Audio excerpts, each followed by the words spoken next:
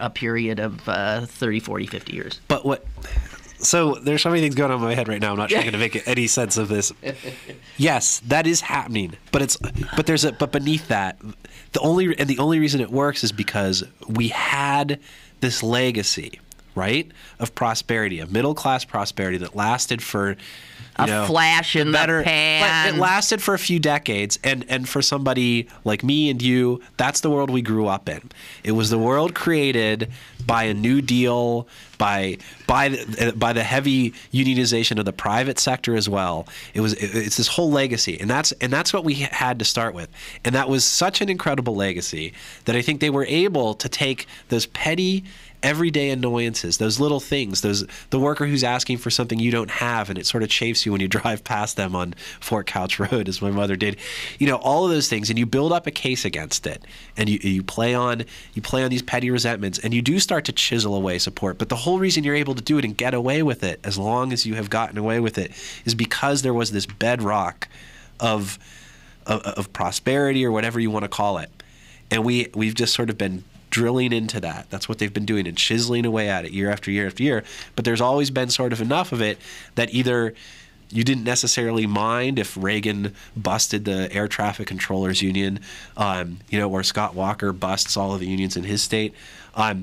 You could either not mind so much because you still had yours, or you were so desperately clinging to yours, knowing that it was being chipped away, that you became hostile to everybody else's interests, right? And so they set up every man for himself reality, and we buy into it. They did. And the reason, and I sometimes, and when I think about that, and so the logical consequence of what I just said is, well, then the only thing that can happen is they have to wipe away the entire bedrock of prosperity, where we'll all be back where we were in 1906 or whatever. Well, that's why my old caller Harold used to say what this country needs is a good depression. Right. So there's a part of me that says that, but there's another part of me that's reminded of an essay I just read a few weeks ago, and it was in Harper's, my boy Lewis Lapham, who was talking about history, and he said, one consequence of Americans sort of not being cognizant of their own history is they don't realize that we have gone out in the streets in the past, and that if we forget that legacy, if we forget that bedrock of prosperity, if we forget how it was created and why it was created, then when we've forgotten that, we've totally lost it, because we lost the ability to ever get it back. So we have to remember how it was we got that prosperity in the first place, and remember that there is a possibility of regaining it again down the road. And yes, it's true. It is true that sooner or later the axe was going to. Scott Walker talks about divide and conquer. The truth was, divide and conquer started a long time ago, and that's why the public sector is more unionized than the private sector, because the private sector has been divided and conquered for all these many years. And sometimes I hear union leaders talk about it, that divide and conquer is starting in Wisconsin. And the whole reason that Wisconsin is happening the way it has is because we've already been divided. Right? Because, like we were saying before, sooner or later, people just resent the fact that my benefits have been taken away. My pension was taken away. LTV screwed me. My company went bankrupt, and all the promises they made me have been wiped away. But now I'm supposed to live up to the promises of the guy who's picking up the trash or doing whatever. That's just not sustainable. And so I think that we kind of need to realize that vision of solidarity is how we got here in the first place, and we have to really start thinking seriously about how to recapture it, because we are going to continue to lose these battles when I think public unions are isolated. Well, I don't know, but we've lost. Where are the larger sort of gathering places and institutions where these stories can be told and passed on? I mean, there's a reason I'm sitting here instead of over at Gateway Center at KDKA doing a 3-hour talk show. Right. There's a reason. There are everywhere, the point of view that we would represent has been silenced in major media. It doesn't exist. We're relegated to the... But again, years and years, how would you have a puny little weekly paper? An outlier. Jeez, well, now you're making me feel bad. Well, I'm serious. By the way, new issue out today. Be sure to check it out. Be sure to patronize our many fine advertisers. No, but again, I think this gets to the consolations of history, right? It wasn't. I mean, this is certainly not the first time in American history where the vast majority of media have been owned by a very small group of corporate assholes. Yeah. So, and yet. All right. And yet, I'll tell you, the doggedness of the other side is extraordinary to me. Chuck writes, I saw one report last night that suggested that a greater percentage of eligible Republican voters turned out to vote than eligible Democrats. I think that's true. If that's true, the lesson that we should take into the fall general election is that it will take all eligible Democratic voters to give President Obama a second term. Right. And if you are a Democrat and if you need motivation, the Republicans are projected to regain the Senate with a gain of 4 seats. That seems pessimistic to me, but it's certainly possible. A win by Mitt Romney would give them the House, the Senate, and the White House and the Supreme Court to the Republicans. And if Democrats need any more motivation, or if that's not enough, then we're really screwed. Right. We're just screwed. And I would say, this actually picks up, and you just said something, the other side being dogged and all this stuff, and what Chuck, the emailer, says. Let's say, had Barrett won last night, I can guarantee you. Oh, you know what? We would have, all the Democrats would go home and put their feet up on the couch. And you know what email I would have gotten I would have gotten these Tea Party emails today. And what let's say the situation is exactly reversed. That the Republicans had lost the governor's thing, but were able to hold on, but won a seat but won the state Senate in Wisconsin. So in other words, they had the outcome that the Democrats had. I would get an email from the Tea Party saying, we failed in this one thing, but by God, that's right. We have seized control of one house of the legislature. This is important. We are going to build on this success. These union thugs may have beat us in this one battle, but we are going to come back even stronger next time around. They absolutely are dogged. And you know what? But you know what? That logic is true. When you back up, let's take a look here. What happened as a result of this recall election? We're no worse off. No, Walker's exactly still governor. What it was. He was the governor before. We are better off. We've got on the organized, legislative, and we're better off on the legislative level because we've now won one of the houses of. So do I find that logic terribly compelling? No. Not enough to not make me a little sad at what happened. But on the other hand, I can tell you that's how the other side sees it, and I think. Maybe. And if you think the other side with this win is going to let down, absolutely. No, what happens is they come on stronger, and they become more assertive, more aggressive, and somehow, I'm sorry, there's something about the psychology of the two sides is we don't have it. Yeah, very much so. I always say that the biggest difference between their side and our side is when our side loses an election, we talk jokingly, but we talk about leaving the country. That's when right. When their side loses an election, they talk about taking our country back. That's right. And that's all I think you need to know. That's it. We got to take a break. What a beautiful day. I want you all to look out the window and look at that perfect, perfect day. Right after you listen to these advertisements. Correct. Email your questions and comments to Lynn at pghcitypaper.com or call Lynn at 412-316-3381. Lynn Cullen Live will return in a moment. You in the City and Hosanna House Summer Nights present Jazz Under the Stars, starring Najee, Friday, July 13th. 8 p.m. at the Sherwood Event Center in Wilkinsburg. Tickets available at Dorsey's, Stediford's, or charge by phone at 1-800-383-5760. Najee, live in concert July 13th. Proceeds benefit Hosanna House, a place called Hope. Pittsburgh City Paper's Health Issue is available now. Pick up one today for Girl Talk, Bruce Hornsby, The Dirty Dozen Brass Band, and News of the Weird. Pittsburgh City Paper available at over 1,700 locations throughout Western Pennsylvania and on the web at pghcitypaper.com and on your smartphone at citypapermobile.com.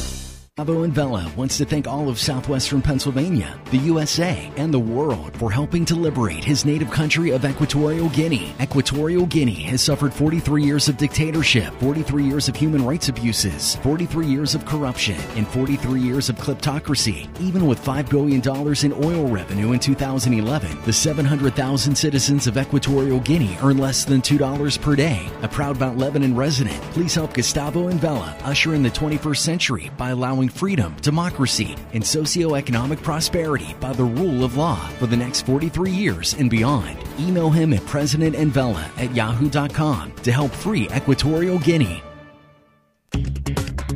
Now, it's back to Lynn Cullen Live at pghcitypaper.com. All right. I move we change topics. Okay. Okay? It's your show. Another big story is the Sandusky Trial underway. Yeah. Astonishingly, there are already 9 of the 12 jurors have been picked when everybody said it would be almost impossible. But this judge, who seems like right out of Central Casting, as do everybody else. I mean, you read the account. This is like a Norman Rockwell painting. The way this because played there's out all white people in it. It was one black guy, all white. No, it's exactly exactly what it is. And you have, and they're not doing what would be done here. Oh, what do you mean? You know, the family. You can't be a juror. Oh yeah, you can. And the idea being that it requires impartiality. It does not, which is different than being. What? All prejudiced or already having your mind made up. Yeah, I was surprised. There was one guy. Okay, here's the student. Yeah, here's the student. Who Listen works to this. in the athletic. The student they chose for the jury a student who will be a senior in September, who works at the athletic center where some of these crimes occurred. And who played on an all-star archery team with one of the potential witnesses as a coach. And he said, boy, I think this is going to be hard to do, he said when he was being interviewed. And the judge said, I hope it's hard. If it's easy, we have the wrong jury. Yeah. The judge also said, I ain't sequestering you. If I trust you... Did he say ain't? He didn't. No, he didn't, but he looks like he should have. He said if he can trust these jurors enough to make such an important decision, then he can trust them to not read the newspapers. And this is how old-fashioned he is. He thinks they read the newspapers. Yeah, right. Look, I can guarantee you for a stone-cold fact that college senior will not be reading newspapers. No, but he'll be checking the internet. You mean the internet? Well, and then the judge said to him, that's the deal. I'm trusting you. So the college kid will think, so I guess I'm not supposed to read the newspapers. Well, I don't do that anyway. Meanwhile, he'll be checking his Twitter account. Right. So... Here's another juror, a middle-aged woman. Her husband's a doctor in the same medical group where John McQuarrie, the father of the key witness, previously worked as an administrator. She also has been a football season ticket holder to Penn State football games since 1976. So Sandusky's lawyer says, I want her off. Right. And the judge said, no, she's fine. And then the defense attorney again said, okay, I'm going to use a peremptory, one of my challenges. I want her off. And Sandusky says, no, I think she's going to be fair. He's a season ticket holder. Yeah. Well, this whole thing is so weird. The season ticket holder doesn't bother me that much because although I have Penn State family members who are football fans, and yet I think they are pretty capable of judging Jerry Sandusky's actions. So that one doesn't bother me. But I don't understand how you have a juror who knows one of the likely witnesses knows and the is father. No, I'm talking about the senior. Oh, okay. Who a coach was. Yeah. And he's working in the very department where this stuff took place. It's just that's a hard one. That was the one that I was really like, Jesus, you can't tell me that you couldn't have found somebody a little less. And he says this is going to be hard for me. Which I'm just assuming I wasn't there, but I'm assuming the context is it's going to be hard for me because I know these people. And the judge is like, well, it's going to be hard for everybody, but that's not the same thing.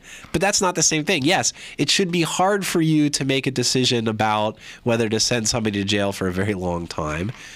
But there's like that level of difficulty, and then there's the level of difficulty that this guy was talking about, which is it's extra hard for me because I know these people. The judge is just sort of like conflating those two things together. Well, the defense has already used all but two of its... Both sides did, I guess, okay, all but two of their challenges. And you got to wonder who the hell they use those challenges for. Probably, Sandusky's niece? I don't know. I mean, well, there was a nurse. One of the people I think the prosecution bounced her was because she said something like, people make up stories all the time. Right, people make up stories all the time. Well, we'll see. I mean, this judge believes that people can listen to evidence and the facts and make a decision. You think he's? I think I understand that to a point. I understand. Yes, season ticket holders, fine. I get that. I get it's a small community, and you're probably not going to find anybody who has no connection whatsoever. But geez, come on. You got a kid at the school. To me, that one just really stuck out to me. Okay, and in fact, the pressure he might be under, having to go back to school in the athletic department. Mm-hmm. But it could be. Look, the damage to Penn State has already been done, and it could be what the athletic department and everybody else at Penn State wants to be done is for Sandusky to take the full. But the point is, we shouldn't even have to be thinking about that kind of calculation. No, that's true. And I, it wouldn't surprise me if this kid was, and that's exactly the problem. Well, they'll finish finding the jury today, and this thing will get underway. The New York Times did this fascinating story, research story today, investigative, I believe is what that's called. You might have done one or two of those yourself in your day. No, I never did. Really? You've never done it? No, I was never a serious reporter. I didn't have the whatever. I always just wanted to have fun. Yep. Attacked by a dolphin. I don't think Bill Mushi could ever say that. But anyway, go ahead. No. So, the morning after pill. Yeah. We know about that. Yes. Well, it is being attacked, of course, by the pro-life crowd because they say essentially what it does is abort a pregnancy in the just initial stages. The idea being, and the understanding was, and in fact the FDA had on its website that how these pills work, is that they do keep a fertilized egg from implanting in the uterus. Right. Now, because you've got the Right to Life crowd going around to state legislatures and trying to get them to say that human life begins with the fertilization of an egg, that is a human life, right. That then they will argue that these now legal Plan B pills, which you can get over the counter when you're even 17, that they constitute murder. Right. So that is their argument. That's the argument. Right. And it's it's one that they hammer at and hammer at and hammer at. Guess what? The science has been incorrect. The fact of the matter is that's not how these pills work. The pills work by preventing. They prevent the sperm from ever getting to the egg. Place, yeah. Hence, even with the Right to Lifers' own definition, this is not an abortion, and it is not murder because there has been no fertilized egg. So anyway, they're going to be changing this. You think that'll stop him? No, I was trying to imagine the moment where the pro-life community then pulls an Emily Latella and goes, "Oh, that's different. Never mind." Like I don't. Well, they won't like it anyway because now they'll go back and say, I don't know how much farther back they can go. They could go to the Rick Santorum thing, which is just basically that any of that stuff is just it encourages. Well, then contraception. Blah, blah, blah. If you're against contraception, then you would be against it. So every sperm is sacred, I believe the position is. But so in reading this article, I came upon something that you think at my age you think I know the facts of life. Yeah. I don't. Uh-oh. I didn't know this. Listen to this. Right. Scientists say the pills work as long as 5 days after sex, stalling an egg's release until sperm can no longer fertilize it. Yeah. So they keep the egg from even getting out of the ovary or out of the fallopian tube, I guess. Then, here's what really blew my mind. Although many people think sperm and egg, count me in, sperm and egg unite immediately after sex, sperm actually are swimming around like the clueless idiots I've always thought they are. Look, if we knew what we were getting into, none of this would be happening at all. Sperm has to be clueless. Sperm, the egg is like the size of the, like the sun next to Venus yesterday crossing it. And, and the sperm are all the saying, where is it? Where is it? They can't find it. It's 200 million times bigger than they are. Yeah. They can't find it. So I always thought that if you were going to get pregnant after intercourse, it would be happening, within a very short period of time. Yeah. Well, listen to this. Not. Because it says here, this is the funniest image to me. That's not the case. It doesn't happen immediately after sex. It can happen long time, obviously days. Because the sperm need time to position themselves. Did you know that? So they make little sperm meetings about how about if we work this together? Let's use Hannibal's surprise. That's right. Okay. A classic pincer movement. Okay, so as the egg comes around this corner, you see, in the hand, we'll be lying in wait here. It's pretty hard to break through, so some of you are going to have to, you're going to have to pummel yourselves and not make it, but you'll be doing it for the rest of us. You'll weaken the wall. Up and over. That's right. Sperm need time to position themselves. Give me a break.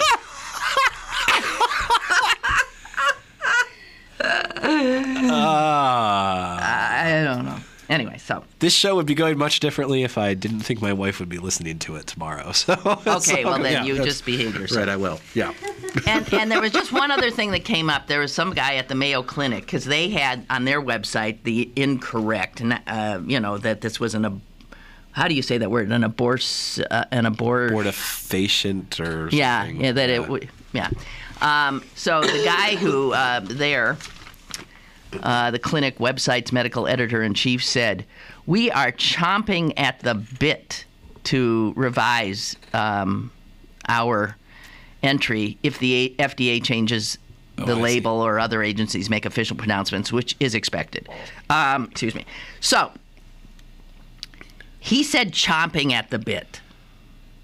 I've brought this up. Champing at the bit. Yeah. It doesn't bother you. Doesn't bother me. I'm sorry. And this is how, little by little, Western civilization goes down. And he's an editor. I'm sure that's in chief. That's right. And I'm telling you, dumbing down the discourse. Chomping. What's the difference? One's right, the other's wrong. Look, in the real world, as long as if I can keep free reign.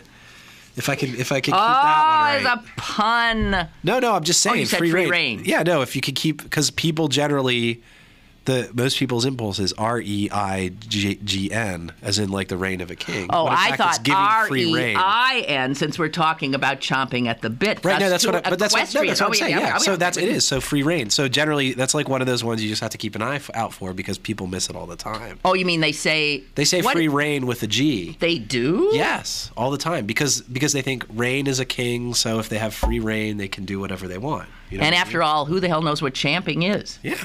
Who really knows how to use a horse rein anymore? I mean, it's, some people do. I'll tell you who does. A would-be first lady. Yeah, well. Mm-hmm.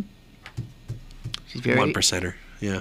She does dressage. Dressage. Which is, of course, what waspy women do.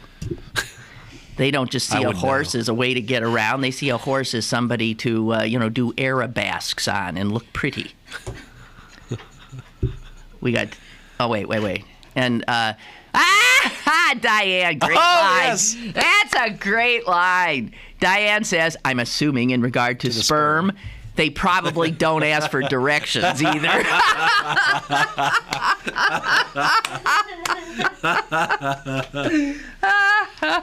Okay, we got to get a break and we'll be back. More is on the way with Lynn Cullen Live. Go to bergbargains.com for great deals on tickets to the City Theater, Symphony, History Museum, and the Carnegie Museums. Check out this week's big deal featuring 50% off tickets to the Carnegie Science Center. Bergbargains.com, Pittsburgh's only online deal site where the deals don't expire. Bergbargains.com. Saving energy saves you money. Whether you switch to Energy Star light bulbs, install Energy Star appliances, or add extra insulation. Learn more at EnergySavers.gov. Brought to you by the U.S. Department of Energy and the Ad Council. Get Lynn Cullen live on your smartphone. Go to citypapermobile.com now for Pittsburgh City Paper's brand new mobile app. Get the latest restaurant reviews, event listings, movie times, and of course, Lynn Cullen live on your smartphone. citypapermobile.com. You're listening to Lynn Cullen live at pghcitypaper.com. Once again, here's Lynn Cullen. All right, here we are. Back again. I don't suppose you were watching the Queen's Jubilee. No, my wife Melanie was, but I was not. Does she get into royal stuff? Yeah. We girls She's an are, Anglophile from way back. Is she really? So, yeah. Yeah. I would watch it for that Kate Middleton, who's... She beautiful? She's pretty banging, yeah. God. You know what's funny? When all those royals are standing on the balcony, man, that generation, Kate and William, are like 5 feet taller than the rest of them. It's true. I saw a photo, yeah. Yeah. They all look like these... and, of course, the Queen's shrinking. Yeah. And, Philip used to look tall, but now this 4-day celebration was obviously too much even for him. He's amazing. He turns 91 on Saturday. Does he look good or what? I guess. Yeah, he's a jerk. Apparently. Apparently. Okay. Of course, I don't know the man, and it's not very nice of me to say. Oh, is there anything you would like to discuss that I haven't brought up? Well, you got good clippings. I know, I I've got clippings. I got my clippings. I defer to you. I just want to point out one thing before I'm going to give you free rein. Before I forget. The Pittsburgh Pirates. Excuse me? We are in second place. We are 2 games out. We could be 1 game out if we win tonight, which might be asking too much. But I'm telling you, it's happening. I don't care. Oh, Jesus, God, what a jerk. Okay, so. There was an incident with a bag of peanuts. That's all I'm saying, and I don't care anymore. It's a long story. And it sounds like a dull one. Probably, but yeah, one it involved me behaving badly, so. Okay, and then you bore a grudge, or you won't go back? Honest to Pete. Okay. Yeah. So, Governor Corbett. Yeah? Governor Corbett, who absolutely never misses an opportunity to give some of your hard-earned taxpayer dollars to the richest of the richest of the richest, like Shell Oil Company or any other oil company who happens by, while, of course, sticking his thick boots on the heads of young children and needy people, has announced that, yes, he is going to allow a Shell Oil Company to, well, not pay taxes for 25 years. Right. And this amounts to $1.65 billion. Round that baby up, $2 billion. I wonder how many school teachers could be brought back. I wonder how many school districts could be brought back from the brink. I wonder if public transportation could... What is with these people? He didn't even announce it, really. I mean, the story was broken by Capitol Wire. Like, it wasn't something that he was like... I mean, this story came out a day or two ago because... Well, it's not like he's disowning it or backing up. Well, he can't. I mean, but the point is, it's not like at the time this thing was announced, right? I mean, because he certainly announced, that, Shell's coming to Pennsylvania, rah, rah, rah. He did not say at that time, oh, and by the way, they won't be paying $66 million worth of taxes every year. That took... Which, by the way, is not a huge hit for these guys. Yeah, Seriously. I mean, they got that... It's a cost of doing business! The head of Shell has $66 million between the cushions of the couch in his office. That's right. Okay, so, and as the voters in Wisconsin spoke, this kind of thinking is now par for the course. This is what you have to do. You have to give the public monies to these private companies because they are job creators and they're also blackmailers. And we play along with that because they say, if you want us to create these jobs, then you have to hand over essentially $2 billion plus. When did we start using that phrase? Job creators? Job creators. Well, it's another one of those great Republican It'd be interesting to spins. date that back, like when that became, because now we use it all the time, but did we use that 5 years ago? No, never heard of it. It sounds like... You see, know, but there again, that's where the media pick up the talking point, take it, and pretty soon your image of a corporation... is like the Sistine Chapel, like, you know, God's benevolent, hand. Sort of, right. Yes, let me give to you a job, you poor scum of the earth. Thank you, O Lord. And you will serve at my pleasure. We are not worthy. Where? Somebody came up with that. Yeah, somebody that did. was that Brilliant. was focus tested. That was brilliant. Okay, so some poor Democrat from Luzerne County says, we've been cutting programs, we've been cutting jobs, and yet Corbett wants to subsidize the oil, gas, and chemical industry?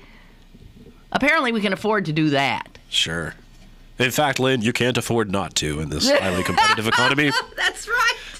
We can do it. We know the lingo. We're fucked. Excuse me.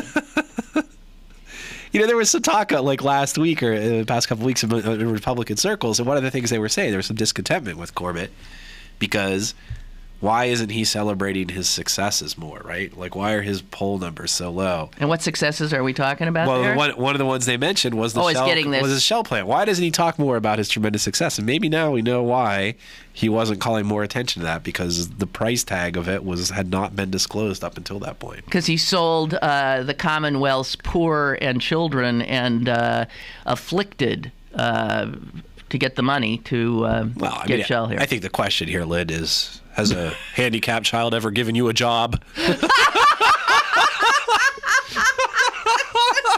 Screw those little bastards.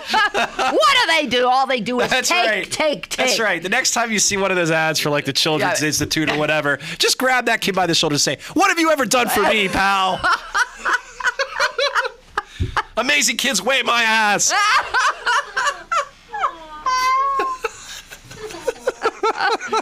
No, this is what, if we fought back in kind, that's pretty much where I know. God, you can't even make this stuff up.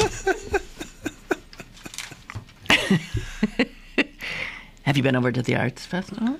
No, we're going this weekend because Squonk Opera is doing. Oh yeah, they're doing something, and we think. There's a couple performances. There's some Saturday bluegrass and that Sunday. Jessica. Oh, and then Saturday is Bluegrass Day with Del McCrory and some Pittsburgh folks too. We might go to that too. Actually, we should all go. Oh, let's all go together. Maybe we'll have a city paper blanket or something like that. Jeez, come on. We'll even invite you. I have to go to some fancy dancy thing where I have to get dolled up, and I'm a judge in some local Dancing with the Stars kind of thing. Well, at least they went with the expertise, huh? Yeah. Well, at least they didn't ask me to dance. That's right. Those who can't. I dance about as well as I sing. So, can't. I'm sorry. I'll be gearing up for my round as a judge. Okay, so we got 6 minutes left. I don't know what the hell to do with it. Sorry. Do you have anything? Really? Is there no other than coughing? Oh, well, we have our... What's your health issue? As people may have heard from the commercial, we have our health issue, which is just... What is... We wrote a series of stories just all about sort of health and well-being here in Pittsburgh. So some of them, there are stories about a sort of cross-country endurance foot racing, fad phenomena that's sweeping the nation and the region. We have some stories about healthcare, musicians and the difficulties they have getting insurance. Musicians? Yeah, because you can imagine some of these rock and rollers don't take care of themselves until it's... Oh, that's the assumption, that they're drugging and drinking and... No, just that they're young and heedless. And of course, a lot of them are only marginally employed. So it can be difficult for them to get insurance, and there are some resources about how they can go about doing that if they want to. And I have a piece. You mean you have an entire article geared to uninsured rock musicians? Musicians of all spheres. This is exactly the kind of divide and conquer. It's about solidarity here at City Paper. We want musicians to have health care. Yes, you do. I have a piece in there about the opening of UPMC East and those why people don't seem more excited about it. Oh, yeah.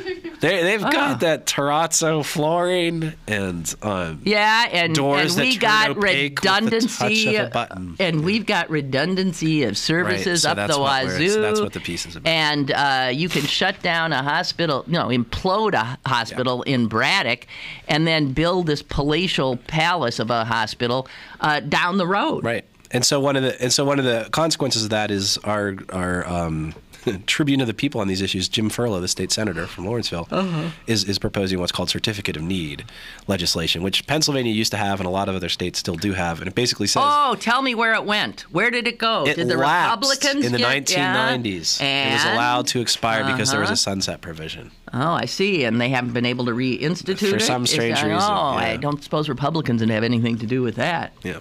Well, I mean, it's an intrusion in the marketplace. You betcha. And it's like sticking roadblocks in front of them job creators. Yeah. Oh, it's interesting actually because in recent days we've seen Governor Corbett say UPMC and Highmark, you got to get together. But then there was a thing in the paper just today. I think it was Cigna. It was one of the other insurers that's trying to get into the region here. They're upset because they feel like an agreement between Highmark and UPMC inhibits their ability to get into the market, which you can understand why they would feel that way. Yeah. So it's this interesting thing of even Republicans don't really want the consequences of what an unfettered free market would be in this particular industry. And I mean, it's clearly a political calculation on the governor's part, but I understand it because it's the right calculation, because it would be an absolute complete chaos as we saw nearly last year. So it's just sort of this interesting thing where some kinds of intervention are okay and some kinds aren't. Okay, so Corbett, God help us. How many years does he have left? 3? Yeah, well, the next gubernatorial election will be 2014. Yeah. Oh, Jesus. Okay. It's always an off year. It's not a presidential election. Because if it were a presidential election, we could sweep this guy out, I think.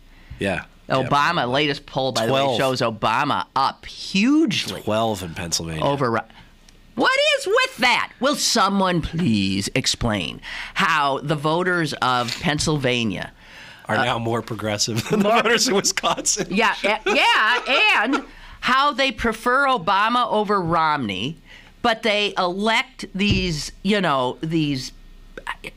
Yahoo Republicans, like Darrell Metcalf and Corbett, to run the state government. What the hell is going on? I'm sure Obama wasn't up over Romney by 12 in Butler County, which is where Darrell Metcalf, represents or whatever. It's interesting. The most surprising thing about that poll was, and this poll was conducted at the very end of May and just the first few days of June, 3 weeks or so after Obama came out in support of gay marriage. That's right. And one of the questions is, which of these candidates is closer to you on social issues like abortion and gay marriage? Ooh. Obama won that by 10 points. Yeah. Which is a huge margin. Okay, so maybe there's still reason for hope. There's hope for gays, but there's not hope for women. Women are still being screwed left. Some women are lesbians, so you see? It all just depends. Maybe you have to. Yeah, I don't know. Hope for lesbians, but all those heterosexual women are screwed. Yeah, as long as the lesbians don't want equal pay. Here, you can have some marriage rights instead.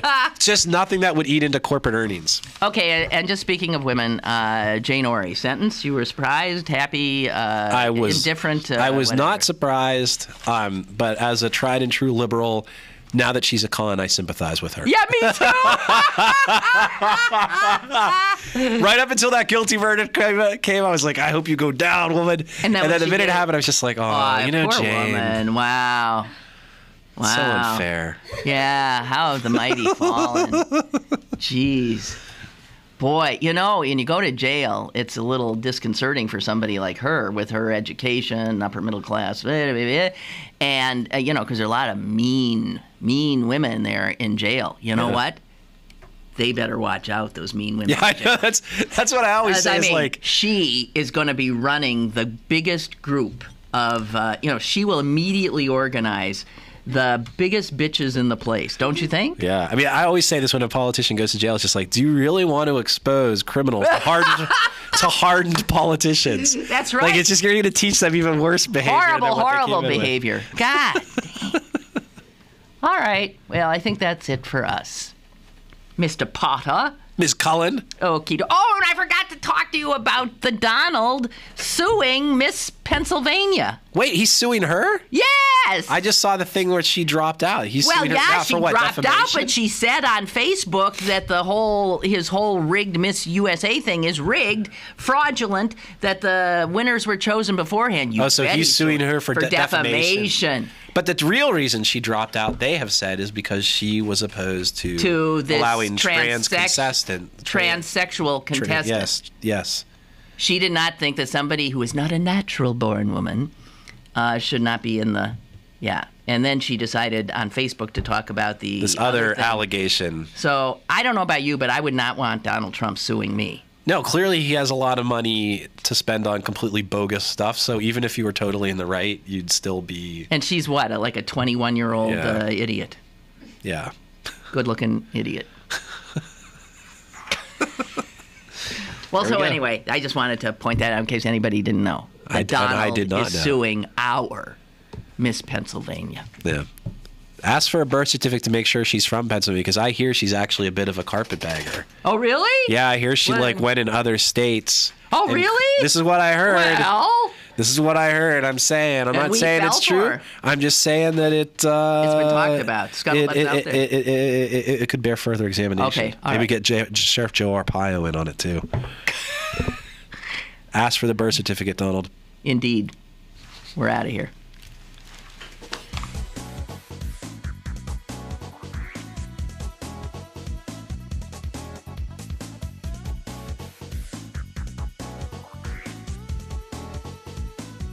Lynn Cullen Live, Monday through Friday from 10 a.m. to 11 a.m. and archived at pghcitypaper.com. The opinions expressed on Lynn Cullen Live are those of the host and do not necessarily reflect the viewpoints of Pittsburgh City Paper, Steel City Media, and its advertisers.